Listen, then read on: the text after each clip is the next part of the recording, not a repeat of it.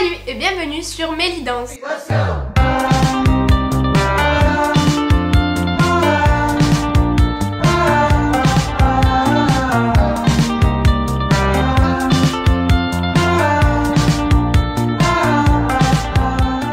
Aujourd'hui on se retrouve pour parler d'une formation qui est le BTS Communication. Donc je suis actuellement en première année de ce BTS et je vous ai posé comme question sur Instagram la semaine dernière est-ce que ça vous plairait que je vous fasse une vidéo explicative sur les débouchés, les matières, ce que moi je pensais de ce BTS, en quoi il consistait, et vous avez été tous à me répondre oui.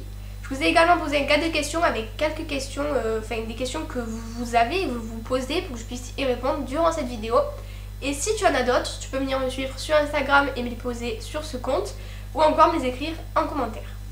Donc je suis au courant que actuellement c'est la période de Parcoursup, que c'est une période assez stressante pour certains parce qu'il y en a qui sont plus relax que d'autres, mais des fois certains qui sont relax mais qui le cachent bien parce que c'est quand même une période assez stressante. Moi je me rappelle dans la période d'acceptation des vœux, donc quand on attend les réponses des écoles, j'avais hyper peur et tout. De base j'avais mis des BUT mais j'avais été refusée directement et en fait j'avais peur de me retrouver soit sans rien, soit dans une formation qui me plaisait pas vraiment et que j'avais mis et je voulais vraiment aller en communication, et heureusement que j'ai fait ce vœu là. J'ai été pris en BTS Communication et je crois que c'était le meilleur choix parce que vraiment je m'y plais à fond, j'aime trop ce qu'on fait, ça correspond exactement avec ce que j'aime et avec mes attentes et j'apprends plein de choses. Donc je vais vous expliquer tout ça, c'est parti. Donc comme je vous l'ai dit juste avant, je suis en première année de BTS Communication. Et le BTS se fait en 2 ans. Donc là, la première année, elle est en train de se finir. Vu qu'on est en avril, le 3 avril, quand je filme cette vidéo. Et que le 15 mai, on part en stage jusqu'au 30 juin. Donc là, l'année, elle est quasiment terminée, vu qu'on va faire 3 semaines de cours. Il y a les vacances. Et après, on a une semaine que je vous expliquerai plus tard le long de la vidéo, en quoi elle va consister. Et ensuite, donc la deuxième année, donc on a 2 mois de stage. Et après, on part en... Donc qu'est-ce que je dis ? On a 2 mois de cours à la rentrée et après on part en stage pendant 7 semaines encore, je crois, de novembre à mi-janvier. Et après on va réviser pour les examens et ça va être les examens. Donc en fait c'est vraiment sur la première année qu'on apprend tout le BTS. Donc c'est assez dense vu qu'on doit apprendre un long programme quand même et il y a beaucoup de notions que certains n'avaient pas. Ça dépend en fait de votre niveau, de votre formation où vous êtes actuellement. Par exemple moi j'étais en STMG.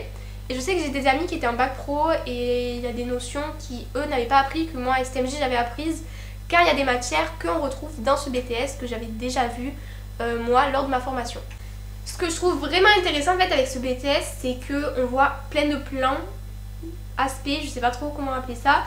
On voit du métier de commercial jusqu'à la production, jusqu'à un stratège de communication. Donc qu'est-ce que c'est? Déjà commercial, donc ça vous devez savoir, c'est quand même un métier commun.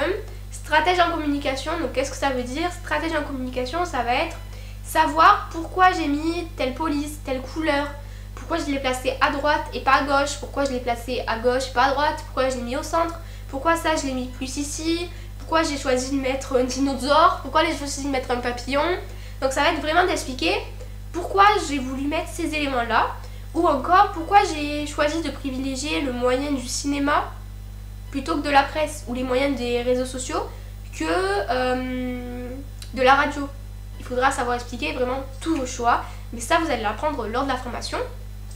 Et aussi donc il y a le côté production, donc là vous allez produire sur Canva, je ne sais pas si vous connaissez, et sur la suite Adobe, donc Photoshop, Illustrator et InDesign. Donc ça vous allez le voir vraiment tout au long de l'année et c'est vraiment super intéressant. En parlant de logiciels, donc je vais maintenant vous parler des matières que vous pouvez retrouver durant ce BTS. Donc je vais commencer par les matières générales, on va dire, donc qui vont être pas vraiment dans le cœur du BTS, mais ils font partie du BTS vu qu'ils ont un assez gros coef pour l'épreuve finale du BTS, donc en 2e année. Donc on a le droit, l'économie et le management, donc ces 3 matières. Moi je les avais vues en STMG. Du coup c'était assez simple pour moi de comprendre, mais pour mes amis qui sortaient d'un bac pro, c'était plus compliqué, ils n'avaient pas vu toutes ces notions.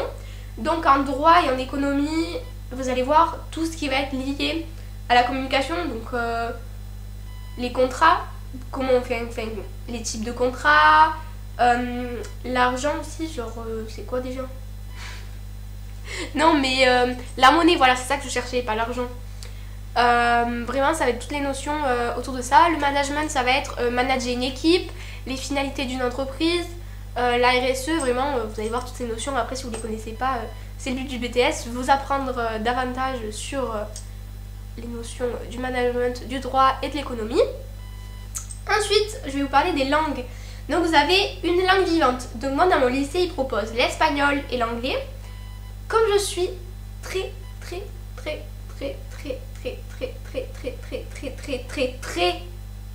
nulle en anglais, j'ai voulu m'inscrire où ça? En anglais, pour me dire ça y est, là cette année c'est mon année, je vais être bilingue en anglais. Do you speak English? Eh ben pas du tout. En fait j'ai été au cours d'anglais en septembre.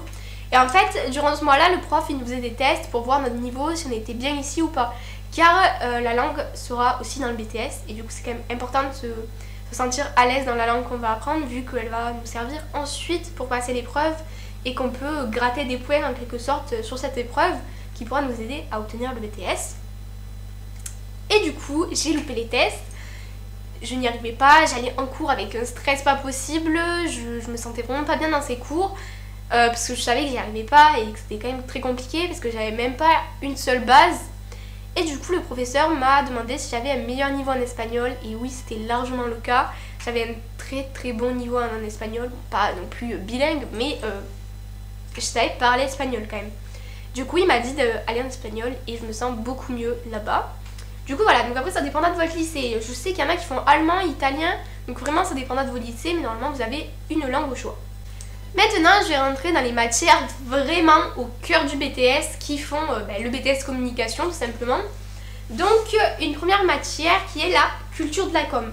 Donc, la culture de la com, ça va être des notions de français, donc facile, hein, figure de style, grammaire, tout simple. Et de la sociologie. Donc, en fait, la sociologie dans la communication, je vais vous faire un mini cours. Elle va vous servir, en gros, si vous faites une affiche, elle va vous servir à viser cette affiche un certain public. Et en fait, ce certain public, qui s'appelle une cible en communication, elle va avoir des caractéristiques. Ça va être le persona, on appelle ça. Et en fait, cette caractéristique, elle va, par exemple, ça peut être la classe socio-professionnelle ou le revenu. Donc, par exemple, il y a une personne qui va, une famille plus aisée que d'autres. Eh ben, si votre affiche, elle est destinée à des gens dits riches, ben, il faudra connaître leur code et leur mentalité pour qu'ils puissent capter le sens donné à l'affiche. Donc voilà, parce que chaque personne est différente. Donc il faut savoir s'adapter à chaque persona et à chaque cible. Ensuite, donc, vous avez la matière projet de communication. Donc projet de communication, comme son nom l'indique, ça va être un projet de communication assez simple à comprendre. Donc ça va être vraiment mener un projet de com de A à Z, donc du brief de l'annonceur jusqu'aux productions. Donc le brief de l'annonceur, ça va être la demande que l'entreprise va vous donner. En gros, c'est ça. Et les productions, donc ce que vous allez lui rendre à la fin, avec une recommandation. Donc voilà, ça va être ça. Ensuite, vous avez, du coup, je vous ai dit aussi, vous allez voir le métier de commercial. Donc là, vous allez avoir une matière qui s'appelle Conseil Relations Annonceurs. Donc nous, on l'appelle CRA. Et en gros, donc là, vous allez voir, je trouve vraiment que c'est une matière super intéressante parce que moi qui avais d'énormes a priori sur le métier de commercial, je trouvais qu'ils se la pétaient trop en fait. Et j'aimais pas ça. Et en fait, vraiment, je trouve que c'est une matière quand même, il faut être assez créatif, malgré le fait qu'il faut être commercial, à l'aise à l'oral et assez confiant, mais ça prend avec le temps parce que je suis pas du tout à l'aise à l'oral et je suis pas du tout confiante. Et du coup, là vraiment on va voir ça. Donc, vous allez apprendre à prospecter. Donc prospecter, à aller chercher des nouveaux clients. Vous allez apprendre toutes les méthodes, tous les outils. Il y en a c'est varié et c'est super intéressant vraiment. Voilà, donc après vous allez créer des outils avec des designs et du contenu avec de la stratégie dedans. Et ça rassemble en fait le design et la stratégie commerciale et je trouve ça vraiment intéressant. Vous allez apprendre à communiquer avec les autres. Vous allez également à faire de la PNL, donc de la programmation neuro-linguistique. Ça va être de, pas de manipuler l'autre, mais de savoir s'adapter à la personne qu'on a en face de nous en fonction de ce qu'il ressent. Et c'est super intéressant aussi parce que ça peut nous arriver dans la vie de tous les jours. Et voilà, c'est super intéressant en fait. Du coup, après, vous avez la matière veille opérationnelle. C'est une matière assez... pas saoulante, mais... un peu. Mais c'est quand même bien. En gros, la veille, ça va être... comment vous expliquer? Ça va être vraiment tout ce qui est sur Internet. Donc, faire de la veille, on fait tous les jours de la veille sans qu'on s'en aperçoive. Par exemple, vous voulez acheter une paire de Nike. Vous allez aller sur Google et vous allez marquer Nike Air Force One par exemple. Et là, vous allez voir toutes les Air Force One avec tous les prix. Et là, vous allez quoi? Vous allez comparer chaque prix de chaque boutique. Et ça s'appelle de la veille concurrentielle. Donc voilà. Et en fait, ça va être vraiment de faire des recherches sur Internet, trouver des sources d'informations, qu'elles soient fiables, récentes. Vous allez apprendre à faire des questionnaires de satisfaction pour vos clients. Vous allez apprendre à faire des études quantitatives, des questionnaires. Aussi les lois de la RGPD, enfin voilà, c'est assez complet. Sur l'informatique et le net. Ensuite, là vous avez dans le BTS 2 ateliers. Donc l'atelier commercial, donc atelier relations commerciales, et l'atelier communication vraiment, donc ça va être l'atelier production. Donc là, l'atelier relations commerciales, ben, ça va être les cours de CRA, que je vous ai dit juste avant avec les différents prospects, mais appliqués avec un réel cas. Au début de l'année, pas trop, mais après vous allez voir, je vous expliquerai plus en détail pourquoi réel cas. Et c'est ça que je trouve super intéressant dans le BTS.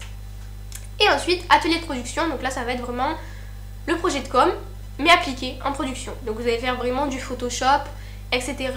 Mais ça va être un groupe, parce qu'en BTS communication, on fait beaucoup de travaux de groupe, donc surtout dans les ateliers. Maintenant, je vais vous parler du stage. Donc je crois qu'en début de vidéo, je vous ai expliqué un peu le stage, comment ils étaient dispersés. Donc moi, après ça, c'est dans mon lycée. Je sais pas si dans votre futur lycée, ce sera pareil. Mais du coup, on a un stage de 7 semaines en première année et de 7 semaines en deuxième année. Et on m'a posé sur Instagram comme question, est-ce que notre stage, on peut le faire n'importe dans quelle enseigne? Eh ben non, parce que il faut que ça soit sur une enseigne qui vend des stratégies de communication ou de l'espace. Donc là, qu'est-ce que c'est? Donc ça peut être une agence de communication, une régie. Donc qu'est-ce qu'une régie? Donc c'est tout ce qui est par exemple le Midi Libre. Pour ceux qui habitent dans l'Hérault, le Midi Libre, c'est une régie. Ou ceux qui habitent dans les Pyrénées-Orientales, c'est par exemple l'Indépendant ou TV4. Donc tous les gros journaux, ça c'est des régies, car vous avez l'article, mais en dessous vous avez aussi de la pub. Et en fait, chaque carré de pub est un espace publicitaire qu'il faudra vendre à des annonceurs. Et en fait, ces annonceurs-là, c'est des patrons d'entreprise qui voudront faire la pub de leur entreprise sur votre journal. Et ça, il faudra aller les démarcher. Ensuite, vous pouvez aussi faire votre stage dans des entreprises, n'importe laquelle. Par exemple, je vais aller faire mon stage à Kiabi. Je peux, tant qu'il y a un bureau de communication. Là, je ne vais pas vendre les habits. Je vais faire la communication de Kiabi. Donc, par exemple, du community management. Animer Kiabi sur les réseaux sociaux de ma ville. Ça, je peux le faire. Après, je sais qu'il y a une fille de ma classe qui voulait faire dans un wedding planner, donc un organisateur de mariage. Là, c'est assez compliqué parce qu'il ne faut pas que vous vendez du mariage. Il faut que vous vendez la communication, c'est-à-dire les faire-part, faire les faire-part, mais pas faire le faire-part du marié ou de la mariée. Faire la communication du wedding planner en fait. Par exemple, là, pareil, sur les réseaux sociaux, vous pouvez. Ou s'ils ont besoin d'une carte de visite, par exemple. Donc en fait, ça doit être un B2B. Business to business. Donc, entre entreprise à entreprise. Entre professionnel à professionnel, si vous préférez. Et pas un B2. B2C, pardon, j'ai bugué. Et pas un B2C. Business to consumer. Donc, professionnel à consommateur. Donc ça, après, c'est à vous de voir avec vos professeurs tout au long de l'année. Mais je vous ai dit en gros le stage dans quoi vous pouvez le faire. Après, moi j'avais une fiche de faisabilité. En gros, c'est une fiche avec toutes les compétences que je dois remplir. Et ces compétences, Je vais ensuite donner cette feuille à la personne que je vais pour voir mon stage et elle va voir si elle peut me faire faire certaines compétences. Plus il y aura de croix, plus il y aura de cases cochées, plus le stage sera faisable. Je vais vous parler maintenant de quelque chose que j'aime trop dans le BTS, vraiment. Je crois que c'est même pour ça que j'ai choisi le BTS, parce que je crois que même dans tous les BTS vous faites ça. C'est l'aspect professionnalisant. Parce que vous avez certes des projets simulés, inventés par les professeurs, comme des exercices que vous faites même au lycée. Mais là, vous aurez également des vrais patrons d'entreprise ou de vrais patrons d'associations, en fait, tout simplement, qui vont venir vous voir à vous. Et en fait, vous n'allez pas être payé, mais vous allez faire le travail comme si c'était un vrai travail, en fait. Et je trouve ça, mais super. Franchement, c'est le meilleur truc, je crois, dans un BTS communication, parce que vraiment, on touche au monde professionnel dans l'enceinte d'un lycée et encadré par les professeurs. Donc, on n'a pas peur de se louper, parce que les professeurs vont toujours vérifier derrière nous. Mais on a vraiment la responsabilité de bien faire pour l'aider à répondre à ses besoins, en fait. Et c'est vraiment top, parce que si c'est vraiment un gros projet, votre recommandation, et si elle est finie et qu'elle plaît à l'annonceur, donc au patron de l'entreprise, il peut la garder pour son entreprise. Et là, vous allez dire, mais vous allez passer dans la rue, vous allez dire, mais c'est mon affiche. Et ça, mais c'est super. Dans mon cadre des questions, on m'a également demandé qu'est-ce qu'étaient les débouchés après un BTS communication. Donc un BTS communication, c'est un bac+2 et vous pouvez après faire un bac+3 avec une licence ou un bac+5 avec un master. Donc vous pouvez partir et vous spécialiser dans le journalisme, dans l'événementiel, dans la communication des entreprises, dans la communication digitale, la création de sites internet. Il y a vraiment un large choix de spécialisation. Et du coup voilà, après c'est à vous de voir à quel niveau vous voulez vous arrêter. Vous pouvez vous arrêter également juste à bac+2, donc juste après le BTS, ou continuer avec une licence et encore, si vous le souhaitez, un master. Avec tout ça, après vous pourrez devenir community manager. C'est les personnes c'est très tendance en ce moment, c'est les personnes qui s'occupent des réseaux sociaux du coup, de Facebook, Instagram, TikTok, LinkedIn aussi. Voilà, c'est très bien d'ailleurs LinkedIn, si vous ne l'avez pas et que vous allez rentrer dans les études supérieures, installez-le, c'est une application en B2B, si vous avez bien retenu ce que je vous ai dit juste avant. Et en fait, ça va vous mettre en relation avec des professionnels et c'est un réseau social de professionnels et c'est super intéressant pour trouver un stage ou même pour s'informer sur le monde professionnel tout simplement. Ensuite, donc, vous pouvez ouvrir une agence de communication, vous mettre en freelance, où vous pouvez vraiment faire plein de choses. Donc après, vous pouvez aussi, je crois, continuer dans la voie du journalisme. Donc ça, après, je connais pas réellement. Mais c'est vraiment hyper vaste et varié. Et vous pouvez vraiment faire plein de choses avec ce BTS. Donc du coup, maintenant, je vais finir avec mon avis personnel. Donc je crois que vous l'aurez compris, j'adore ce BTS. C'est le meilleur choix, je crois, que j'ai fait. Ça a été un très très bon choix. Surtout que grâce avec tout ce que j'avais fait avant avec les réseaux sociaux, donc j'avais déjà un compte Instagram, un site internet, une chaîne YouTube, j'étais vraiment déjà active dans ce domaine. Je connaissais déjà quelques notions, quelques savoir-faire que j'avais déjà acquis moi toute seule, et acquérir les savoir-faire toute seule, je trouve que c'est vraiment gratifiant parce que ça montre que vous êtes curieuse, que vous cherchez, que vous savez vous débrouiller en fait, et c'est super gratifiant pour vous, mais aussi pour les profs parce qu'ils se disent waouh, cette fille elle sait faire des choses, et là vous pouvez le valoriser dans votre CV et en recherche de stage. Et moi je sais que ça m'a énormément aidé ça pour chercher mon stage de mai. Ils m'ont pris grâce à mon site internet et à mes vidéos YouTube car ils cherchaient quelqu'un pour faire de la vidéo et ouvrir une chaîne YouTube. Donc ils se sont dit elle est pas mal elle. Maintenant je vais vous parler un peu des qualités que je pense qu'il faut avoir pour entrer dans notre BTS. Donc c'est être autonome, un minimum créatif,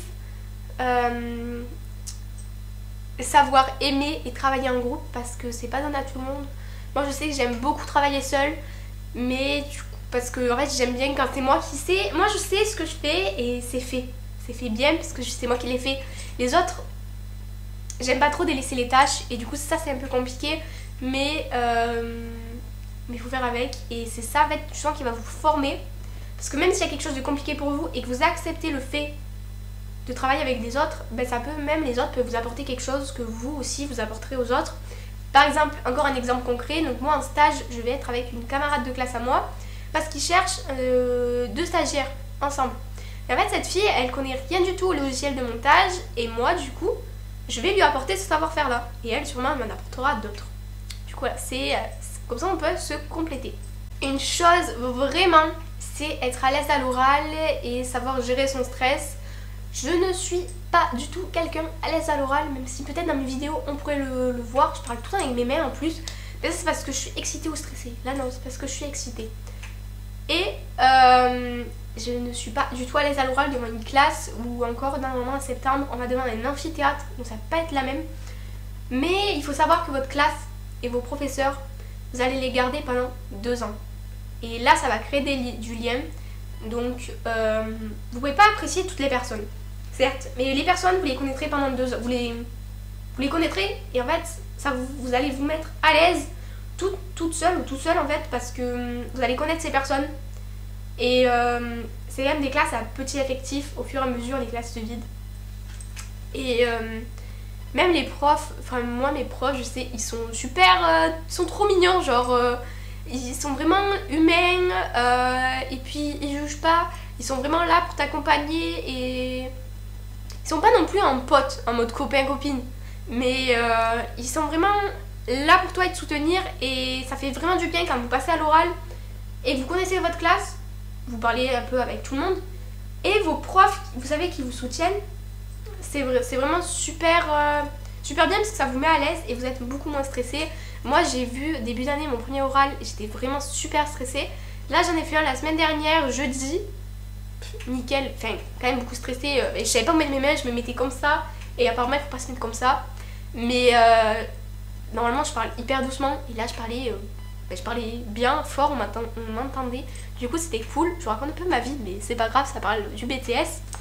Autre chose, je pense qu'il faut également être super organisé parce qu'il y a quand même début d'année pas beaucoup de travail, mais milieu d'année ça enfourne mais sévère. Il faut vraiment se préparer un peu à une surcharge de travail. Si vous n'êtes pas organisé, ça va vite déborder et vous allez vraiment vous perdre. Et je sais que la période décembre à février, c'était une période super compliquée parce qu'on avait tout le temps des devoirs à rendre. Surtout que c'était... En fait, il n'y avait pas beaucoup de devoirs. Enfin, la matière, il y avait genre 3 matières dans la semaine. Mais c'était des devoirs qui prenaient super longtemps en fait. Parce qu'il fallait faire un brief, une note de cadrage, un bilan, un diagnostic, une stratégie de moyens, tout ça. Enfin, et ça c'était que pour une matière. Enfin, voilà, donc en fait, il faut vraiment s'attendre à un moment de l'année, une surcharge de travail. Et du coup, à être préparé et organisé. Je pense que si je devais décrire ce BTS en 3 mots, ça serait professionnalisant, créatif et exigeant. Personnellement, donc pour la suite du BTS, je souhaite aller en licence information et communication ou en licence événementielle. Et après, je souhaite soit m'arrêter là, soit continuer peut-être un master, mais c'est très... je suis pas encore très décidée. Après, ça dépendra de où j'atterris en licence, où j'ai été acceptée, si je découvre d'autres centres d'intérêt dans la communication, vers quelle spécialisation je veux aller. Mais mon projet c'est vraiment d'aller jusqu'en licence et après de travailler dans la communication et pouvoir mélanger la danse et la communication, donc ça serait super top. Et voilà, c'est la fin de cette vidéo, j'espère qu'elle t'aura plu, qu'elle t'aura aidé, qu'elle t'aura renseigné, que tu auras appris plein de choses et qu'elle t'aura surtout motivé à venir en BTS communication parce qu'on est la meilleure équipe. Et que c'est super intéressant, que c'est super enrichissant, mais bien sûr il faut aimer ça parce que sinon ça peut être vite très compliqué. Du coup voilà, moi je te dis à très bientôt pour une nouvelle vidéo et n'oublie pas, si tu as encore des questions, tu peux m'écrire sur Instagram ou en commentaire et moi je te fais des gros bisous.